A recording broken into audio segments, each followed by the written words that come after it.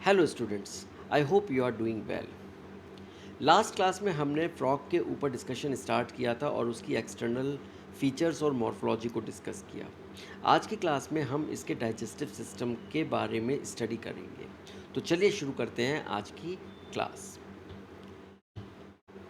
Digestive system जो होता है फ्रॉग का, वो दो चीज़ों से मिलके बना होता है। एक तो उसकी पूरी एलिमेंट्री कैनाल जो माउथ से लेके एनस तक होती है, और साथ में डाइजेस्टिव ग्लैंड्स पर्टिकुलरली लिवर और पैनक्रियास।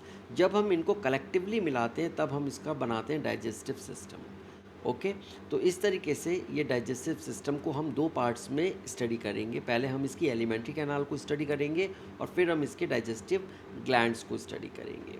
ये कार्निवोर्स होते हैं, इसका मतलब ये है कि ये जो फ्रॉग्स होते हैं ये एनिमल ईटर्स होते हैं। ओके, कार्निवोर्स होते हैं। तो इनकी जो एलिमेंट्री कैनाल होती है वो बहुत छोटी होती है एज़ कम्पेयर टू जो हर्बीवोर्स होते हैं। हर्बीवोर्स की एलिमेंट्री कैनाल थोड़ी सी बड़ी होती है, और जो इनकी इंटेस्टाइन होती है उसकी लेंथ भी काफ़ी रिड्यूस्ड होती है। तो ये दो फीचर्स आप याद रखिए, ये कार्निवोर्स की वजह से होते हैं। इनकी एलिमेंट्री कैनाल शॉर्ट है और इनकी जो लेंथ है इंटेस्टाइन की वो भी रिड्यूस्ड होती है as compared to the herbivores. अब हम बात करते हैं सबसे पहले इसकी टंग की। टंग जो होती है इसकी बाइलोब्ड होती है, यानी कि बाइफर्केटेड होती है, लॉन्ग होती है, मस्कुलर होती है और स्टिकी होती है। ओके, बाइफर्केटेड होती है, लॉन्ग होती है, मस्कुलर होती है और स्टिकी होती है। और सबसे बड़ी बात क्या है कि जो इसकी टंग होती है वो आगे से जुड़ी हुई होती है। आप देखेंगे जो हमारी टंग है वो बैक साइड से यानी पोस्टीरियर पार्ट से जुड़ी हुई है माउथ के साथ, उसका जो फ्रंट है वो फ्री है। लेकिन इसके केस में, फ्रॉग के केस में, इसका जो अटैचमेंट होता है टंग का वो फ्रंट साइड में होता है और बैक साइड उसकी फ्री होती है। तो आप देखिए किस तरीके से इसकी जो टंग है ये आगे से जुड़ी हुई है और इस टंग को ये थ्रो करते हुए अपने प्रे को अंदर लेता है। तो जैसे ही ये टंग को यहाँ देखिए, ये आप देखेंगे 0 मिली सेकेंड, 10 मिली सेकेंड, 20 मिली सेकेंड, 30 मिली सेकेंड। तो कितनी जल्दी इसने अपनी टंग को बाहर निकाला, और इस इंसेक्ट को, बिकॉज ये स्टिकी है और लंबी है, तो ये अपने इंसेक्ट तक, जो प्रे तक पहुंचा, और वो स्टिकीनेस की वजह से ये प्रे इस टंग के ऊपर चिपक गया और ये इसको फ़ौरन इसने अंदर ले लिया। तो ये जो टंग होती है ये इसकी आप देखेंगे ये आगे से जुड़ी हुई है, इसकी जो बैक साइड है वो फ्री है। ओके, नाउ जो अपर सरफेस होती है टंग की, उसके ऊपर टेस्ट बड्स होते हैं और साथ में म्यूकस ग्लैंड्स होती हैं। तो टेस्ट बड्स डेफिनेटली वो टेस्ट को डिफाइन करते हैं, और जो म्यूकस ग्लैंड्स होती हैं वो उसको स्टिकी बनाए रखती हैं। अब हम बात करते हैं टीथ के बारे में। टीथ का मेन काम क्या होता है, वो च्यू नहीं करते। फ्रॉग्स के केस में जो टीथ होते हैं वो च्यूइंग पार्ट नहीं है, वो केवल प्रे को होल्ड करने का काम करते हैं। यानी जो इसके शिकार होते हैं उनको वो सिर्फ होल्ड करते हैं ताकि वो भाग ना जाए। ओके, अब दो तरीके के टीथ होते हैं, एक है मैक्सिलरी टीथ। तो मैक्सिलरी टीथ अगर आप देखेंगे, ये अपर जॉ जिसको हम लोग मैक्सिला बोलते हैं उसके एज पर होते हैं। तो ये वाले जो टीथ हैं, ओके, ये हैं इसके मैक्सिलरी टीथ। अब आप बोलेंगे यार टीथ तो दिखाई नहीं दे रहे हैं, तो इसके टीथ इस तरीके से ही होते हैं कि जो आपको, अगर आप बहुत अंदर थोड़ा और उसको क्लोज में जाएंगे तब आपको ये दिखाई देंगे। तो ये एज है मैक्सिला की, इसीलिए इसका नाम है मैक्सिलरी टीथ, जिसको हम लोग बोलते हैं अपर जॉ। ये स्मॉल होते हैं और कोन शेप्ड होते हैं। ओके, बहुत छोटे छोटे छोटे छोटे इसके टीथ होते हैं, बहुत कोन शेप्ड होते हैं, जो नीचे से पॉइंटेड होते हैं और बहुत छोटे टीथ होते हैं इसके। इनका काम क्या है मैक्सिलरी टीथ का, ग्रिप करना और प्रे को होल्ड करना। तो जैसे ही ये प्रे अंदर आया, अंदर आते ही ये उस प्रे को होल्ड करेंगे, उसको बाहर की तरफ नहीं जाने देंगे और उसको पकड़ के रखेंगे। ओके, ये दो फंक्शंस होते हैं। फिर आते हैं वोमेराइन टीथ। अब आप देखिए ये वाले वोमेराइन टीथ हैं, ये वाले दो। ओके, टू ग्रुप्स में होते हैं, एक ग्रुप ये है, एक ग्रुप ये है। ये इसकी ऊपर जो रूफ ऑफ द माउथ है, यानी यहाँ पर दो बोन्स होती हैं, स्मॉल बोन्स, जिनका नाम होता है वोमर्स। और बिकॉज वो वोमर्स के ऊपर होते हैं इसीलिए इन टीथ को हम लोग बोलते हैं वोमेराइन टीथ। तो मैक्सिलरी टीथ हो गए बिकॉज वो अपर जॉ या मैक्सिला के ऊपर होते हैं, और वोमेराइन टीथ हो गए वो स्मॉल बोन्स वोमर के ऊपर होते हैं, इसलिए इनको बोलते हैं वोमेराइन टीथ। ये दो पैचेस या क्लस्टर्स में होते हैं। तो आप देखेंगे एक पैच ये और एक पैच ये है, तो ये मैंने यहाँ पर पॉइंट लगा दिया। इनका काम क्या है, ये प्रे को सिक्योर कर लेते हैं, उसको पकड़ लेते हैं जिससे कि वो बाहर ना जाए। और जब ये स्वैलो कर रहा होता है उसको, बिकॉज़ ये च्यू तो कर नहीं पाएगा, ये टीथ इसके च्यू नहीं कर सकते, तो वो डायरेक्टली उसको स्वैलो कर लेता है। और जब वो स्वैलो करता है तो उस वक्त, बिकॉज़ ये इंसेक्ट है, ये अपनी जान बचाना चाहेगा, राइट? तो वो भागने की कोशिश करेगा, तो ये उसको पकड़ के रखते हैं, उसको भागने नहीं देते, तो स्वैलो करते हुए भी ये उसको सिक्योर कर लेते हैं। तो बेसिकली मैक्सिलरी और वोमेराइन टीथ दोनों का काम क्या है, प्रे को होल्ड करना, च्यू करना नहीं है। अब जो इनका लोअर जॉ होता है उस पे इनका कोई टीथ नहीं होता, तो हमेशा याद रखिए फ्रॉग के केवल अपर जॉ में टीथ होते हैं। दो सेट होते हैं टीथ के, एक हम मैक्सिलरी बोलते हैं, दूसरे को हम लोग वोमेराइन बोलते हैं, लेकिन लोअर में नहीं होता। ये जो टीथ होते हैं ये बैकवर्डली डायरेक्टेड होते हैं और इन सब की शेप सिमिलर होती है, इसलिए हम इनको बोलते हैं होमोडोंट कंडीशन। होमोडोंट कंडीशन का मतलब होता है जब सारे के सारे टीथ सेम तरीके के होते हैं। अब हमारे अंदर अगर आप देखें तो हमारे 4 तरीके के अलग अलग टीथ होते हैं। ओके, इंसाइजर्स हो गए, कैनाइंस हो गए, मोलर्स हो गए, प्रीमोलर्स हो गए। तो हमारी जो डेंटेशन है उसको हम लोग बोलते हैं हेट्रोडोंट। लेकिन यहाँ पर इनके सारे के सारे टीथ जो हैं वो सेम शेप के होते हैं, इसलिए हम इसको बोलते हैं होमोडोंट। साथ में ये जो होते हैं ये जॉ बोन के अंदर फिक्स होते हैं, ये कोई सॉकेट के अंदर फिक्स नहीं होते। तो हमारे जो जो टीथ हैं, हमारा टीथ सॉकेट के अंदर होता है, लेकिन यहाँ पर जो इसके टीथ होते हैं फ्रॉग के, वो जो जॉ बोन के अंदर होते हैं, इसलिए इस कंडीशन को बोलते हैं एक्रोडोंट। तो याद रखिए होमोडोंट कंडीशन का मतलब ये है कि इसके सारे टीथ सिमिलर शेप के होंगे, और एक्रोडोंट का मतलब है कि वो जॉ के अंदर कोई सॉकेट नहीं होगा, वो सिंपल जॉ बोन के साथ फिक्स होंगे। ओके, तो ये थी इसकी टीथ। अब जो इसकी बक्कल कैविटी होती है वो बिना किसी मार्केशन के फेरिंग्स के साथ फ्यूज़ होकर बनाती है बक्को फेरेंजियल कैविटी।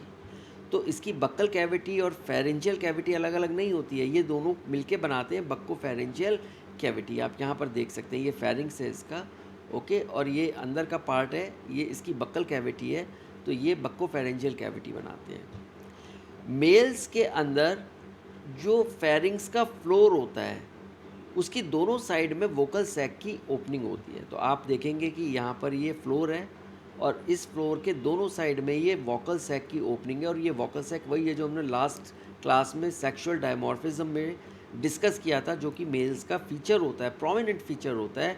जब ये मेटिंग होती है उस वक्त ये क्रॉकिंग साउंड को प्रोड्यूस करता है। तो ये है वोकल सैक की ओपनिंग।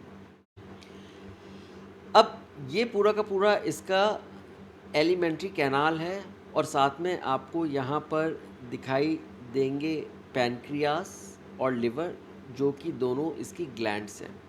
तो फेरिंग्स जो होता है वो फेरिंग्स सीधे ईसोफेगस में चला जाता है, और जो वाइड ओपनिंग होती है उसको गलेट बोलते हैं। तो यहाँ पर आप देखिए ये ईसोफेगस है, ये जो वाइड ओपनिंग है इसको हम लोग बोलते हैं गलेट। ओके, और ये जो ईसोफेगस है इसका ये वाला पार्ट जो इसके फेरिंग से नीचे स्टमक तक जा रहा है, ये ईसोफेगस शॉर्ट होता है, वाइड होता है और बहुत मस्कुलर होता है। ओके, शॉर्ट है, वाइड है और मस्कुलर है, और ये सीधे स्टमक में कनेक्ट करता है। तो वाइड होने की वजह से क्या है, बिकॉज ये च्यू नहीं करते, तो ये जो जो भी इनके प्रे होते हैं, स्मॉल इंसेक्ट्स हो गए या छोटे मोटे ये जो चीज़ें जो यूजुअली इंसेक्ट्स ही होते हैं इनके, वो ये डायरेक्टली उसको स्वेलो कर लेते हैं, और वाइड होने की वजह से वो इजीली स्टमक तक चले जाते हैं। अगर ये नैरो होगा तो वो इजीली नहीं पहुंच पाएंगे, इसीलिए ये शॉर्ट होता है, वाइड होता है और मस्कुलर होता है। और मस्कुलर होने की वजह से क्या है कि जो मूवमेंट होता है पेरिस्टाल्सिस का स्वेलिंग के लिए वो बहुत अच्छा होता है, और ये सीधे स्टमक में खुलता है। अगर हम इसके स्टमक की बात करें तो स्टमक इसका लार्ज होता है, ब्रॉड होता है और स्लाइटली कर्व्ड होता है। हमारा भी स्टमक अगर देखेंगे तो वो कर्व्ड होता है, जे शेप्ड होता है, तो इसका भी स्लाइटली कर्व्ड होता है, उतना कर्व्ड नहीं होता जितना हम लोगों का होता है। और इसके अंदर म्यूकस एपिथीलियम होती है। तो ऐसी एपिथीलियम जो कि म्यूकस ग्लैंड से बहुत ही अच्छे तरीके से एम्बेडेड होती है, तो वो एपिथीलियम होती है। इसके अलावा इसकी जो गैस्ट्रिक ग्लैंड्स होती हैं वो पेप्सिनोजन एंजाइम्स को रिलीज़ करती हैं, और ये आगे चल के एक्टिव होता है, और एक्टिव होने के बाद ये प्रोटीन्स पर काम करता है। और जो इसकी ऑक्जेंटिक ग्लैंड्स होती हैं वो HCl को प्रोड्यूस करती हैं, यानी एसिड को प्रोड्यूस करती हैं। तो जिस तरीके से ह्यूमन बॉडी में भी, हमारे अंदर भी जो गैस्ट्रिक ग्लैंड्स और ऑक्जेंटिक ग्लैंड्स होती हैं, तो ये वर्टिब्रेट है। फ्रॉग इसके अंदर भी स्टमक के अंदर गैस्ट्रिक ग्लैंड्स और ऑक्जेंटिक ग्लैंड्स होती हैं। तो याद रखिए, गैस्ट्रिक ग्लैंड्स पेप्सिनोजन और ऑक्जेंटिक ग्लैंड्स HCl को प्रोड्यूस करता है। अब इससे होता क्या है कि जो HCl है वो दो काम करता है। सबसे पहले तो वो फूड को, उसको बिल्कुल डिग्रेड करने का काम करता है, राइट, बिकॉज उसकी जो एसिडिटी है वो बहुत हाई होती है। और सेकंड क्या है कि वो उस पीएच को मेंटेन करता है जहाँ पर ये पेप्सिनोजन काम करता है। तो जब ये पेप्सिनोजन काम करेगा तो उसके लिए वो एसिडिक एनवायरनमेंट की ज़रूरत होगी, तो ये HCl उसको प्रोवाइड करेगा। तीसरा क्या काम करता है कि अगर कोई माइक्रोब्स या कुछ इस तरीके के पैथोजेंस खाने के साथ आ भी गए अंदर, तो ये HCl उनको डिग्रेड कर देगा और एक तरीके से वो आपकी इम्यूनिटी का भी काम करता है। तो यहाँ पर ऑक्जेंटिक ग्लैंड्स जो हैं वो जो HCl रिलीज़ करती हैं, ये HCl इसके डाइजेशन में और साथ में इसकी इम्यूनिटी के लिए भी, दोनों के लिए काम करता है। तो बेसिकली स्टमक का जो काम होता है वो स्टोरेज होता है और साथ में डाइजेशन होता है, डाइजेशन करना होता है। अब ये जो स्टमक होता है वो इंटेस्टाइन के अंदर खुलता है और वो जो बीच में जंक्शन होता है उस पर होता है पाइलोरिक वाल्व। तो ये जो पाइलोरिक वाल्व होती है, ये वाल्व इंश्योर करती है कि जो फूड है वो वन वे जाए और वो वापस स्टमक के अंदर ना आ पाए, तो उसको बोलते हैं हम लोग पाइलोरिक वाल्व। अब स्मॉल इंटेस्टाइन जो होती है वो लगभग 30 centimetre long, coiled and narrow होती है। तो आप देखेंगे ये इसकी स्मॉल इंटेस्टाइन है यहाँ पर, राइट, ये स्टमक था, ये लॉन्ग है, कॉइल्ड है और नैरो है। इसके दो पार्ट्स होते हैं, एक है ड्यूोडेनम और दूसरा होता है इलियम, राइट। तो इस इंटेस्टाइन दो पार्ट्स में बटी हुई होती है, ड्यूोडेनम और इलियम। इसके अलावा इसके ऊपर म्यूकोसल लाइनिंग होती है, यानी इसके अंदर म्यूकस कॉन्स्टेंटली सिक्रीट होता रहता है। और उसके अंदर होती हैं गॉबलेट सेल्स, और ये वो सेल्स होती हैं जो कि म्यूकस को प्रोड्यूस करती हैं। याद रखिए, गॉबलेट सेल्स जो होती हैं वो म्यूकस को प्रोड्यूस करती हैं। और उसके अलावा इसमें होती हैं एब्जॉर्बिंग सेल्स जो कि न्यूट्रिशन को एब्जॉर्ब करने के काम आती हैं। तो म्यूकोसल लाइनिंग के अंदर गॉबलेट सेल्स होती हैं जो म्यूकस को प्रोड्यूस करती हैं, और साथ में एब्जॉर्बिंग सेल्स होती हैं जो कि इसके न्यूट्रिशन को एब्जॉर्ब करती हैं। अब इसका जो मेन काम होता है वो भी डाइजेशन और एब्जॉर्प्शन करना है फूड का, लेकिन मेन काम जो है वो एब्जॉर्प्शन ज़्यादा है। डाइजेशन ये पार्शली होता रहता है, डाइजेशन इसका स्टार्ट हो जाता है स्टमक में, और स्टमक से ये डाइजेशन आगे बढ़ते बढ़ते यहाँ इंटेस्टाइन में पहुँच के यहाँ पर धीरे धीरे जैसे जैसे ये ड्यूोडेनम से इलियम की तरफ को जाते हैं तो डाइजेशन कम होता है और एब्जॉर्प्शन ज़्यादा होता है। अब हम बात करेंगे ड्यूोडेनम की। तो ड्यूोडेनम क्या है, उसके अंदर हिपैटोपैनक्रिएटिक डक्ट खुलती है। ओके, तो हिपैटोपैनक्रिएटिक डक्ट एक कॉमन डक्ट होती है, वो लिवर और पैनक्रियास से जो भी उसके सिक्रीशंस होते हैं उनको लेके वो ड्यूोडेनम के अंदर जाती है। तो लिवर के अंदर तो मेनली बाइल का प्रोडक्शन होता है और पैनक्रियास के अंदर पैनक्रिएटिक जूस का प्रोडक्शन होता है।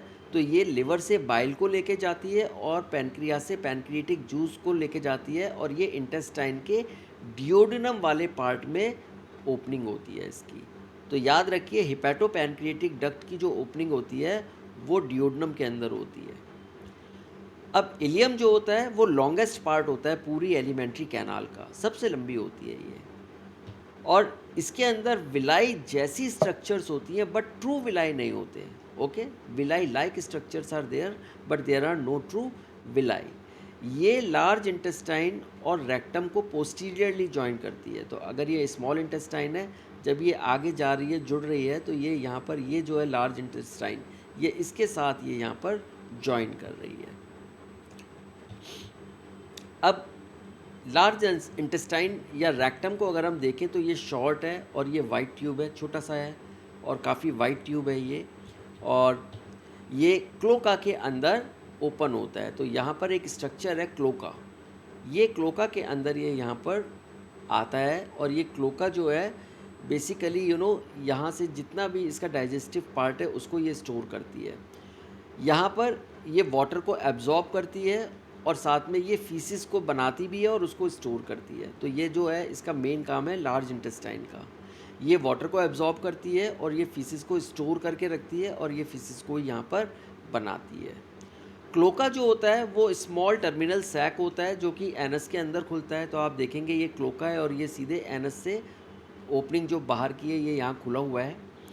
और ये एक तरीके का यूरिनोजेनाइटल एपर्चर होता है जो इसके अंदर खुलता है। तो इसके अंदर बेसिकली जो फीकल मैटर है वो भी आता है और इसके अंदर यहाँ से जो यूरिनोजेनाइटल आपका एपर्चर है जिससे यूरिन बनता है और जो स्पर्म्स बनते हैं वो भी इसके थ्रू ही बाहर निकलते हैं। तो ये इसको ये एपर्चर इसको ओपन करता है इसके अंदर क्लोका के अंदर। अब हम बात करेंगे डाइजेस्टिव ग्लैंड्स के बारे में। तो गैस्ट्रिक ग्लैंड्स और इंटेस्टिनल ग्लैंड्स तो होती ही हैं फ्रॉग के अंदर। उसके अलावा लिवर होता है। लिवर लार्जेस्ट ग्लैंड होती है सारे वर्टिब्रेट्स में। तो जितने भी वर्टिब्रेट्स हैं including human beings, liver is the largest gland और फ्रॉग के अंदर भी ये लार्जेस्ट ग्लैंड होती है। इसके अंदर 3 लोब्स होते हैं, एक राइट होता है, एक लेफ़्ट लोब होता है और एक मीडियन लोब होता है। ओके, और ये बाइल को सिक्रीट करती है। बाइल ग्रीनिश और एल्कलाइन सिक्रीशन होता है और ये गॉल ब्लैडर के अंदर स्टोर होता है और इसके अंदर बाइल सॉल्ट्स होते हैं। ओके, और ये बाइल सॉल्ट्स हेल्प करते हैं फैट को इमल्सिफाई करने की ताकि फैट का डाइजेशन हो जाए। सिस्टिक डक्ट्स जो गॉल ब्लैडर से होती हैं प्लस लिवर से जो हिपैटिक डक्ट्स होती हैं वो दोनों मिलके बनाती हैं कॉमन बाइल डक्ट। तो गॉल ब्लैडर से सिस्टिक डक्ट्स निकलती हैं और लिवर से हिपैटिक डक्ट्स निकलती हैं।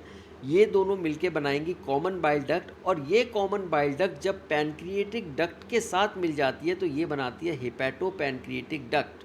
और ये वो हिपैटो पैनक्रिएटिक डक्ट है जो कि आपके स्मॉल इंटेस्टाइन के जो एंटीरियर पार्ट होता है वहाँ पर ये खुलती है। ओके, सो बाइल इमल्सिफाइज फैट्स और इसका कोई डाइजेस्टिव एक्शन नहीं होता। जैसे मैंने आपको बताया कि ये फैट का इमल्सिफिकेशन करता है लेकिन इसका कोई डाइजेशन नहीं होता। अब पैनक्रियाज की अगर हम बात करें तो इसके अंदर एक्सोक्राइन और एंडोक्राइन दोनों ग्लैंड्स होती हैं। एक्सोक्राइन ग्लैंड्स वो ग्लैंड्स होती हैं जो ट्यूबुलर ग्लैंड्स होती हैं, राइट, और एंडोक्राइन ग्लैंड्स ऐसी ग्लैंड्स होती हैं जिनका सिक्रीशन सीधे आसपास जो जो जो भी फ्लूइड होता है, टिश्यू फ्लूइड, वहाँ पर निकलता है। तो एक्सोक्राइन पार्ट जो होता है वो पैनक्रिएटिक जूस को सिक्रीट करता है और वो पैनक्रिएटिक जूस के अंदर वो एंजाइम्स होते हैं जो कि कार्बोहाइड्रेट, प्रोटीन्स और लिपिड्स पर काम करते हैं और उसको डिग्रेड करने का काम करते हैं। तो ये पैनक्रिएटिक जूस जो कि इसका एक्सोक्राइन पार्ट है, ये डक्टेड ट्यूब्स होती हैं, उनका जो ग्लैंड्स होती हैं डक्ट वाली, उनसे ये सिक्रीट होता है। और जो एंडोक्राइन ग्लैंड्स होती हैं जो डक्ट लेस होती हैं, ये आइलेट ऑफ लैंगरहैंस होते हैं पैनक्रियाज के अंदर और ये मेनली इंसुलिन को सिक्रीट करते हैं जो कि शुगर को कंट्रोल करता है। तो जो काम आइलेट ऑफ लैंगरहैंस हमारे अंदर काम करते हैं पैनक्रियाज में, वही सेम चीज़ फ्रॉग के अंदर भी होती है। ऑलराइट, तो ये थी इसके लिवर और पैनक्रियाज के बारे में। अब हम बात करेंगे कि डाइजेशन किस तरीके से होता है। तो सबसे पहले जो फूड होता है वो टंग के थ्रू कैप्चर हो जाता है, जैसे आपने फर्स्ट वाली स्लाइड में देखा था। उसके बाद डाइजेशन स्टार्ट हो जाता है HCl और गैस्ट्रिक जूसेस से जो कि इनके एब्डोमेन में होता है या इनके स्टमक में होता है। तो वहाँ से ये डाइजेशन स्टार्ट होना शुरू होता है। तो ये फूड को रिप्रेजेंट कर रहा है इंसेक्ट, ये जा रहा है सीधे स्टमक में और यहाँ पर इसका डाइजेशन स्टार्ट हो गया। ये जो पार्शियली डाइजेस्टेड फूड है इसको काइम बोलते हैं और ये स्टमक से स्मॉल इंटेस्टाइन के फर्स्ट पार्ट डियोडेनम में ट्रांसफ़र हो जाता है। तो ये यहाँ से ये देखिए ये किस तरीके से डियोडेनम में जा रहा है, ये इसको बोलते हैं काइम। अब डियोडेनम क्या है, डियोडेनम में क्या है, हिपैटोपैनक्रिएटिक डक्ट की ओपनिंग होती है। तो वो बाइल गॉल ब्लैडर से और पैनक्रिएटिक जूस पैनक्रियाज से रिसीव करती है कॉमन बाइल डक्ट के थ्रू और उसके थ्रू ये जो बाकी का काइम है और जो पार्शियली डाइजेस्टेड फूड है उसको ये कंप्लीट डाइजेशन में हेल्प करती है। तो बाइल जो होता है वो फैट को इमल्सिफाई करता है और जो पैनक्रिएटिक जूस है वो कार्बोहाइड्रेट प्रोटीन्स को डाइजेस्ट करने का काम करते हैं।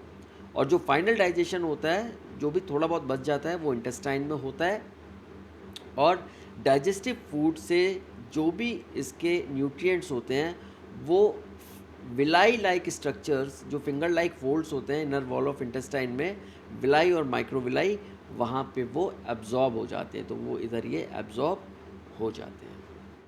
और अल्टीमेटली जो अनडाइजेस्टेड सॉलिड वेस्ट होता है वो रेक्टम के थ्रू बाहर निकल जाता है, राइट। तो पहले वो क्लोका में जाता है और वहाँ से वो फिर रेक्टम के थ्रू बाहर निकल जाता है। तो ये पूरे डाइजेशन की फिजियोलॉजी थी।